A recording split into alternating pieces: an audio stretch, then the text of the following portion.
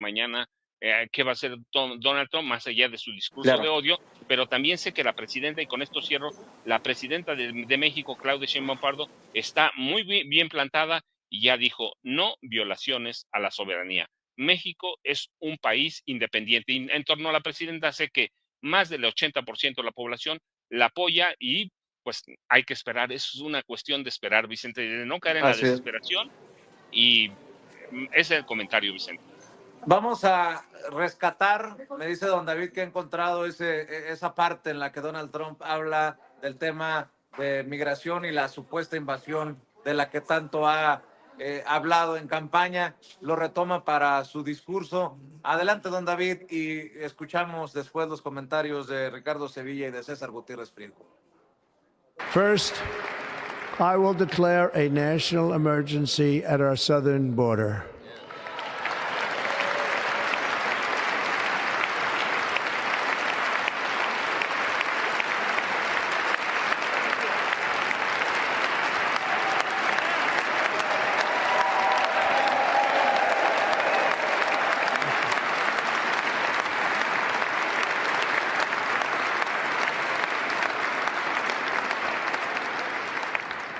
All illegal entry will immediately be halted, and we will begin the process of returning millions and millions of criminal aliens back to the places from which they came.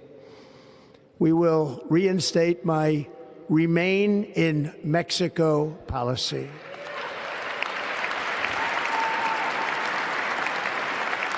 I will end the practice of catch and release. And I will send troops to the southern border to repel the disastrous invasion of our country.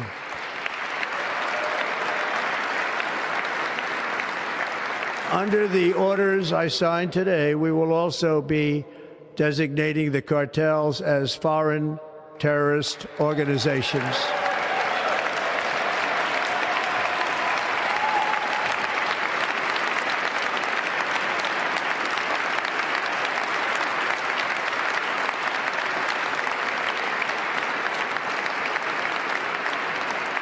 And by invoking the Alien Enemies Act of 1798, I will direct our government to use the full and immense power of federal and state law enforcement to eliminate the presence of all foreign gangs and criminal networks, bringing devastating crime to U.S. soil, including our cities and inner cities.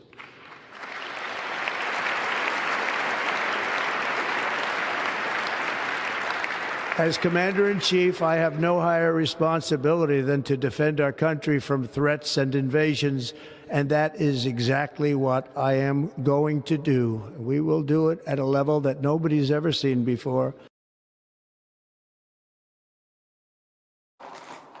Pues ahí están las palabras de Donald Trump. Habla de invasión, habla de declarar crisis en la frontera. Ricardo Sevilla, los cárteles declarados por orden presidencial, por orden ejecutiva, como entidades terroristas. Regresará el que se queden en México, este programa, este plan del gobierno estadounidense, todos los migrantes. Detendrá aquello de los detenidos que, si no tenían historial criminal, eran dejados en libertad en Estados Unidos. En fin, llega bravo en términos migratorios Donald Trump, Ricardo Sevilla. Así es, llega bravo y retórico también. Todo esto que han analizado César Gutiérrez Priego, Gerardo Fernández Noroña, Paco Cruz, me parece muy acertado. Una cosa es el discurso y otra cosa es la realidad, que es dura y tupida y que tendrá que tener ese curso, el curso que inevitablemente tiene que tener todo gobierno democrático, y no escapa a ello Estados Unidos. Lo reconoce. Estaba viendo ahora mismo en redes sociales, en la red social de X, un tuit del hijo de Enrique Krause, de León Krause. Hasta él lo reconoce. Dice el tuit: Trump pretende designar formalmente a los cárteles mexicanos como organizaciones terroristas, y dice el hijo de Krause, conste, el hijo de Krause: sé que mucha gente en México anhela esa decisión. Es comprensible dado los índices de violencia, continúa el hijo del dueño de Letras Libres, pero hay que tener cautela. La designación le da al gobierno estadounidense renovadas formas de incidir en México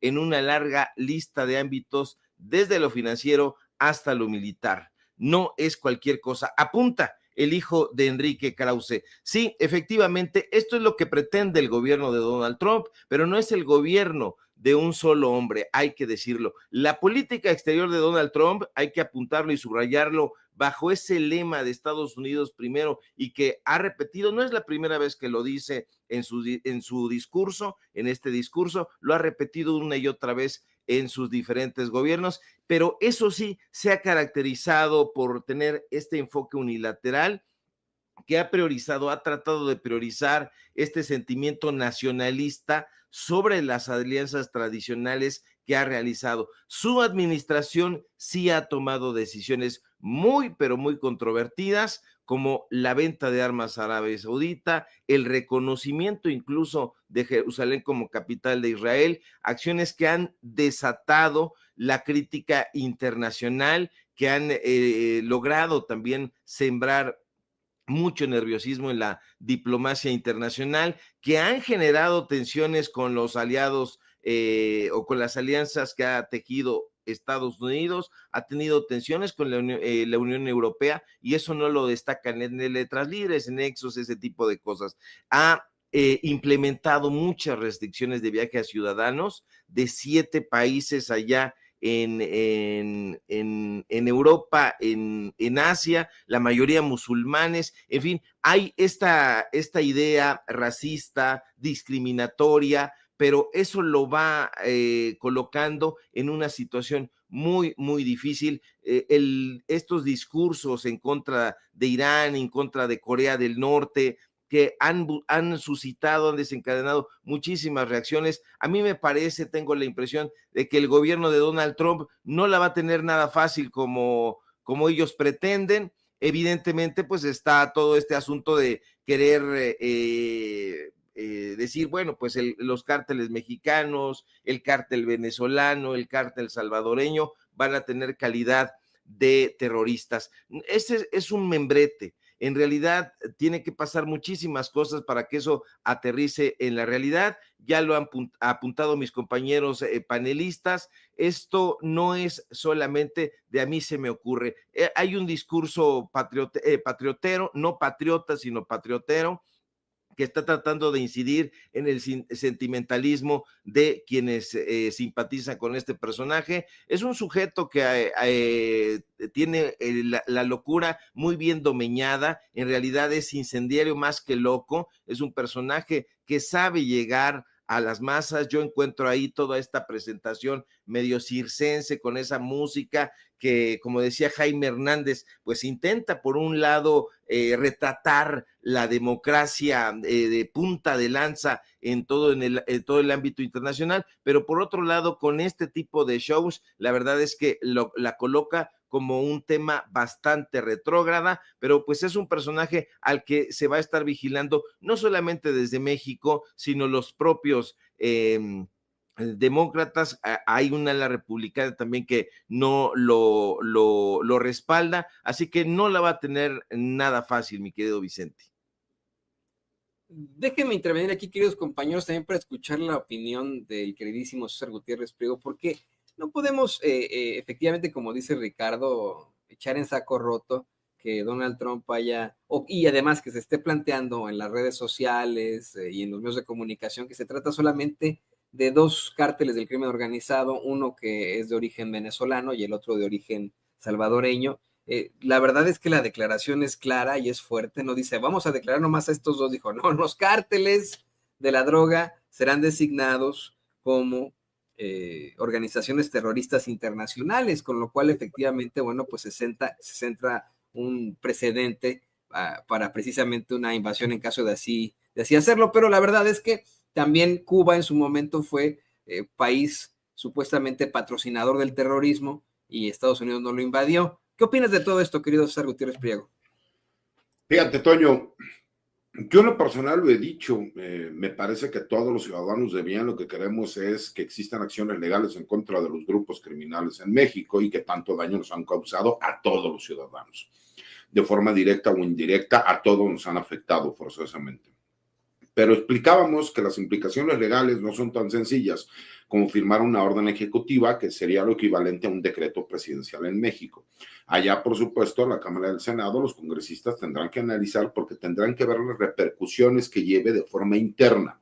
Recordemos que incluso el derecho internacional, las mismas leyes de los Estados Unidos nos explican que no es nada más el hacer señalamientos y entonces vamos a llevar a los Marines y a los boinas verdes a otro país para iniciar una acción militar. No funciona así.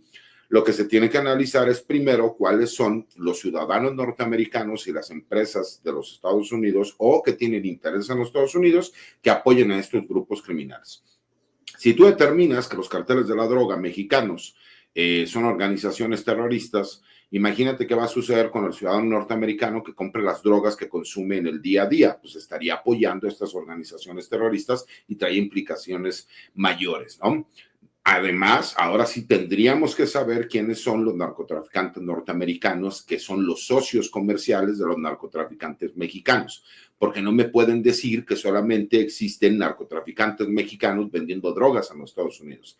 Además, el hecho del lavado de dinero y el blanqueamiento de estos activos forzosamente se manejan por medio del sistema financiero de los Estados Unidos. Me parece que existen muchísimas complicaciones por ahí que son importantes que se puedan analizar. Pero no perdamos de vista la realidad. La realidad es, si haces esa declaración respecto a que México auspicia a estos grupos criminales internacionales y que para ellos son organizaciones terroristas, pues no podrías tener un tratado de libre comercio con México, porque en teoría estaría auspiciando a grupos terroristas. Me parece que toda esta injerencia tiene que ver también más con temas de carácter comercial. Y entendamos algo, me parece que todos en México lo que queremos es que tanto el gobierno de México como el de los Estados Unidos tengan mayores herramientas legales para ir en contra de los grupos criminales. ¿Por qué los grupos criminales tienen el poder que tienen? Pues porque tienen un poder económico que les da oportunidad de corromper autoridades. Y lo hemos visto en todos los ámbitos, en el ámbito federal, en el ámbito estatal, en el ámbito municipal, en el poder judicial, cuando hay resoluciones que no entendemos por qué se le conceden beneficios o no se consideran las pruebas que se ofrecen o se le reconoce incluso derechos que la mayoría de los ciudadanos no tenemos. Me parece que por ahí es donde viene el peso importante. ¿Tú crees que fue una vacilada el hecho de decir que el Golfo de México ahora se llama el Golfo de América? Pues tiene que ver también con las implicaciones legales de todo el petróleo que existe, todo el gas que existe. Me parece que en los años por venir, contrario a lo que durante muchos sexenios en México nos decían, que ahora lo que necesitamos son recursos renovables y energías limpias, la realidad es que era parte para obligar a gobiernos a tomar ciertas actitudes político-económicas en cuanto a cuestiones geopolíticas para dejar de producir lo que para ellos era un elemento fundamental. El petróleo, el gas, ahora el litio. Y cuando nos damos cuenta que México es un país sumamente rico en todos estos recursos, cuando nos damos cuenta que tiene un gobierno por primera vez en décadas, ¿no?, que está fuerte, que tiene un Congreso, por más que exista oposición, que se pueden tomar decisiones, que se pueden hacer cambios de leyes, pues obviamente el país más poderoso del mundo, que es como un imperio, pues toma medidas drásticas. Y nosotros sabíamos, este escenario estaba contemplado por parte del mismo gobierno mexicano, de que Donald Trump llegando iba a seguir haciendo los mismos señalamientos. Hay que ser muy claros. Una cosa es que tú emites una orden ejecutiva y otra cosa es que terminemos viendo la invasión de Marines y de boinas verdes en México. ¿Por qué? Porque incluso el mismo decreto y lo que nos han explicado, tanto el secretario de Estado, ¿no?, como lo que ha señalado Donald Trump desde un inicio, quieren forzar a México a tener mayor cooperación, al grado de que lo hemos visto, que incluso nos están imponiendo a un embajador que es un agente de la CIA, porque no hay exagentes de la CIA, quedemos claros, ¿no? Para los que hablan de militarización, pues están mandando a un coronel retirado del ejército, que además tiene trabajo de inteligencia y contrainteligencia, y que es reconocido por lo que realizó en su momento en Europa Occidental y lo que realizó en El Salvador, incluso primero como agente de la CIA y posteriormente como embajador. Y es lo que nosotros hemos señalado en México. Nosotros queremos cooperación por parte del gobierno de los Estados Unidos. Entonces, dentro de todas las noticias, no son tan catastróficas como la gente señala. ¿Por qué? Porque independientemente del proceso legislativo que se tiene que llevar a cabo y que no será inmediato, México también tendrá la oportunidad de decir, perfecto, estos grupos del narcotráfico que tú estás señalando como organizaciones criminales, pues fíjate que nosotros también tenemos investigación que ellos han sido apoyados por parte de todas las armadoras norteamericanas, porque la prueba más evidente es que las armas se encuentran aquí, los decomisos que nosotros hemos realizado demuestran que estas armas que tú vendiste de forma legal en los Estados Unidos llegaron de forma ilegal a México. Y eso, recordemos, porque yo que soy abogado y que tengo algunas empresas que son mis clientes que asesoro, cuando tú le compras a una empresa norteamericana cierto tipo de equipos, por ejemplo, médicos o tecnológicos, hay una cláusula en donde te señalan que no importa que tú compres el equipo, tú no lo puedes vender a ciertos países, a ciertas organizaciones o a ciertos lugares de forma directa o indirecta. ¿Qué significa? Que aunque tú lo hicieras por medio de un tercero, tú eres el responsable porque tú fuiste el primero que compró esa maquinaria. Y te dicen incluso, como la mayoría de estas máquinas ya tienen softwares muy avanzados, que incluso de forma satelital sería apagado el aparato médico o tecnológico y que incluso tú serías señalado como apoyar a ciertos grupos terroristas. Y eso viene en esas cláusulas y los abogados o los empresarios que les ha tocado este tipo de situaciones no me dejarán mentir.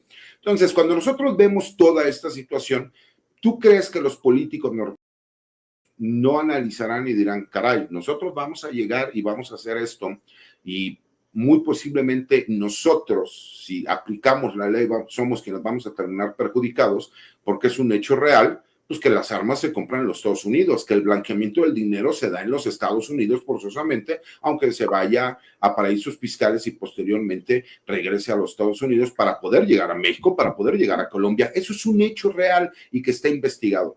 Entonces, me parece que una es la parte política, me parece que la intención también es presionar a México para que existan ciertas concesiones dentro del Tratado de Libre Comercio que tenemos con los Estados Unidos, porque incluso Donald Trump lo sabe que incluso aunque pusieran aranceles para ir en contra de México y que sería perjudicado el ciudadano norteamericano, eso también apoyaría la economía de los Estados Unidos. Recordemos que este problema viene porque durante el sexenio de Joe Biden la economía en los Estados Unidos estuvo muy mal. Y la gente que vive allá me podrá desmentir si es cierto o no es cierto. El crecimiento económico que se dio entre Estados Unidos y México fue palpable. En México mejoró en términos generales la economía de las familias, de las personas a lo mejor que menos tenían, ¿no? O de la clase media o de clase media hacia abajo. Y en Estados Unidos no pasó de la misma forma. Por eso fue un efecto en el que Donald Trump, tenemos que reconocerlo, es un presidente popular que tiene una base electoral fuerte, al grado de, como señaló el senador Noroña, hubo muchísimos latinos que votaron a favor de Donald Trump. Entonces hay que entender los cambios que se empiezan a dar, así como en México se dio un cambio y que tenemos una idea más de izquierda y socialista, pues en los Estados Unidos también en este momento hay una ideología de derecha e ultraderecha, pues que es la que ha convencido al ciudadano norteamericano. Entonces, me parece que si bien es cierto, parecerían muy malas noticias, también hay implicaciones legales que no hacen que se puedan llevar a cabo de forma inmediata. Hay tantas cosas que no podrían aplicarse en definitiva, pero miren, la verdad es que con lo loco que ha demostrado ser Donald Trump, pues preocupa que repita lo que ocurrió, por ejemplo, en su mandato pasado. Pero bueno, yo, queridos compañeros, quiero agradecer por haber estado aquí al pie del cañón de Sin Censura.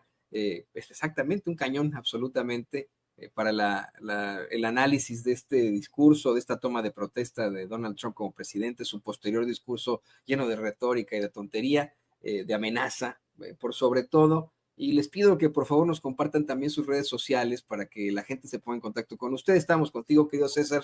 Por favor, compártenos tus redes sociales. Claro que sí, Toño. La red social que yo manejo personalmente es X, anteriormente Twitter, que es @CésarGutiPri.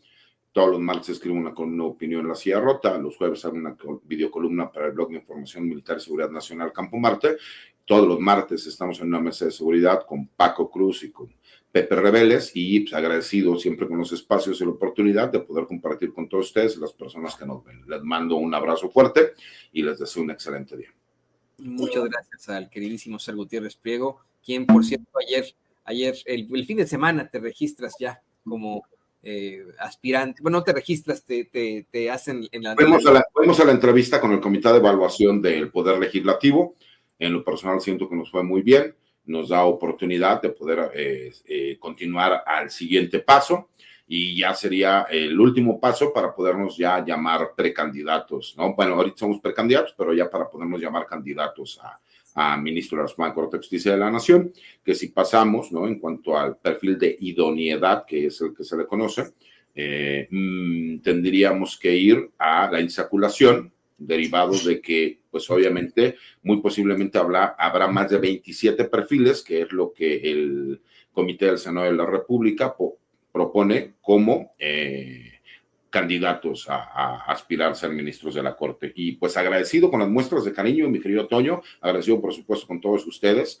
Le agradezco a Sevilla el hecho de que en Twitter, ¿no?, salió abiertamente a apoyarme. Yo le agradezco mucho, sé las repercusiones que lleva a eso, y sé también la importancia y la obligación, ¿no?, que yo tengo de, si se da la oportunidad de ser candidato y posteriormente hacer una campaña, y si la gente la convencemos que vote por nosotros, pues entiendo que es un hecho histórico y que incluso la exigencia será mayor en un caso como el mío, y la verdad es que muy agradecido con todas las muestras de cariño, y que también Paco abiertamente lo ha dicho, ¿no? Y eso yo lo agradezco mucho. Recordaron también que hay otro amigo de nosotros que está participando, que es un gran perfil, que es el doctor Isaac de Paz, y que me parece que la gente de bien podemos hacer un cambio trascendente en el Poder Judicial de nuestro país.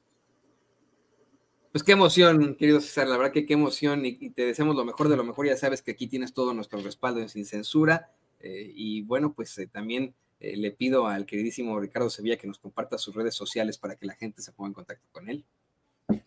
Claro que sí, querido Toño, público memorioso, nada que agradecer, mi querido amigo César Gutiérrez, tienes mi voto de ser ese momento, de llegar a ese momento, que esperemos que así ocurra. Y bueno, usted, público memorioso, no se deje sorprender. Este asunto de que Donald Trump va a imponer aranceles, hagamos memoria, por eso yo siempre hablo del público memorioso. Donald Trump promulgó aranceles en su primer mandato a China, a la Unión Europea, a Canadá, a México, se retiró de la Asociación Transpacífica y firmó incluso un acuerdo sucesor del Tratado de Libre Comercio. Usted no se deje sorprender, porque ahora Ciro Gómez Leiva ya regresó y está muy feliz ahí en los estudios de Radio Fórmula, le movieron el rabito también, ya está muy feliz, va a estar, dice, una temporada por acá y va a estar esparciendo mentiras. Mientras tanto, ahí Biden ya le otorgó impunidad a sus sucesores. Mientras estábamos viendo por acá, se están moviendo las cosas allá, actúan de una manera bastante lesiva. Aquí, si usted lee a Hans Magnus Enzensberger, va a entender por qué hay esta idea, Perspectivas de la Guerra Civil se llama este libro, que me parece muy interesante, lo releo cada que puedo. Pero ¿por qué se hace la guerra siempre a los vecinos? ¿Por qué tiene esas implicaciones tanto en lo político como en lo sociológico y en lo psicológico? En fin, ya no le echo más rollo. Síganme en mis redes sociales, en X, @SevillaCrítico, en Facebook, Ricardo Sevilla, y nada más. Síganme en Paralelo 24, en Los Datos Duros. Hoy tenemos informativo en punto de las 9 de la noche. Síganos en podcast, Datos Duros, así se llama, Datos Duros Podcast. Hoy tocó el episodio a El Fantasma Suárez, ahí platica con nosotros sobre el FIFA Gate, sobre Cruz Azul, sobre Viri Álvarez, que también César Gutiérrez sabe bastante del tema. Creo que le va al Cruz Azul, pero bueno, pues allá él y su mala cabeza, siempre pierde ese equipo, pero pues él es sonero. Te mando un fuerte abrazo, querido César, Paco, Toño, a Vicente y a todo el público que nos ve, que nos escucha y que nos defiere con su preferencia. el querido Ricardo Sevilla, escritor, periodista. También, Paco, por favor, compártenos tus redes sociales para que la gente se ponga en contacto contigo. Toño, pues yo les dejo un abrazote a Ricardo, a ti, al licenciado Gutiérrez Priego. Ya sabes, sí, cuando uno apoya a un amigo tiene que hacerlo en público, tiene que hacer y tiene que decir por qué. Si uno, en la capacidad, siempre lo he dicho, el licenciado está preparado, tiene todas las credenciales para hacerlo, pero segundo, y a la misma altura del primer punto, siempre lo he dicho, no solo necesitamos gente capaz, gente estudiada, porque uno puede ser capaz, pero al mismo tiempo ser incapaz. También se necesita gente que sea buena persona en el Poder Judicial Federal y como ministro de la Suprema. Y si algo tiene César Gutiérrez Priego es que es una excelente, excelente persona, es un ser humano. Y eso, de eso carece nuestro Poder Judicial, así que hay que hacerlo siempre público cuando uno apoya a un amigo. Y yo, ya saben, les dejo un abrazote para los tres, a Vicente que se fue, a Jaime que se nos fue antes por compromisos, @ Cruz Jiménez en X, antes Twitter, a Francisco Cruz Jiménez en Facebook. Nos vemos mañana, Toño, y hay que esperar a ver qué nos depara el futuro, pero nos va a deparar lo que dice la presidenta, firmes y con la cabeza fría. México es un país independiente y soberano. No, aquí está Vicente, quiere decirles hasta pronto, querido Vicente. Claro que sí, muchas gracias a César, a Ricardo, a Paco, y yo me estaba dando la vuelta para confirmar